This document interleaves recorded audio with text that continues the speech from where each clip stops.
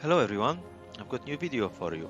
Since last time I've learned some more things about how to deal damage as a frost mage and I thought this is worth sharing with you.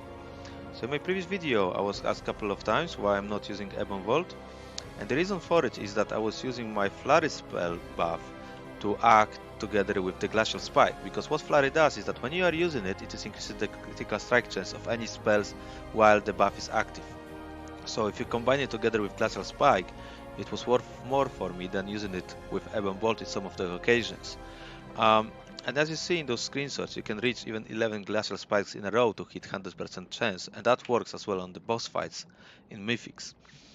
However, what I didn't know back then is that it also works for your Ice Lances. So what you could do is that you can cast your Ebon Bolt together with Flurry and then Ice Lance right after, and it still gets the damage like it would be hitting the frozen target.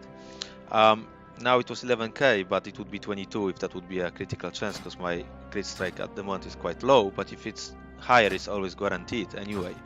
So I think this is quite important because it changes the way when to use your Ice Lance, and now I'm using my Ice Lance as AAP. The buff is active because I never know when my next Flurry buff will be active, and that means that I got a lot more of Ice Lances cast. So if you see at this record of the fight, I've done quite a lot of damage over 3 minutes, and I had 35 casts of my Ice Lances in that matter. So the number of it's nearly doubled of if you would what you get normally, and that's really high improvement.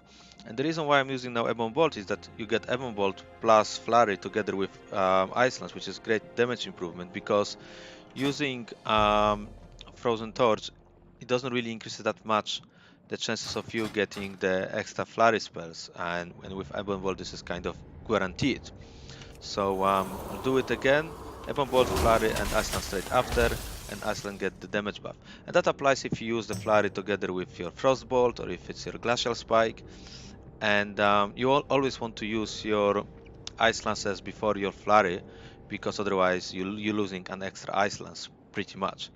Other thing I didn't mention as well, I think, is that when you cast your Frozen Orb on the target it hits, it always gives you immediately your Ice Lance bonus. So it is worth to use them as AAP, because as you see now you got extra one, and sometimes you might be missing Ice Lance. And in the Legion it used to stack another third one in the back, but it doesn't happen in a Battle of Azeroth, so you need to consume them as AAP.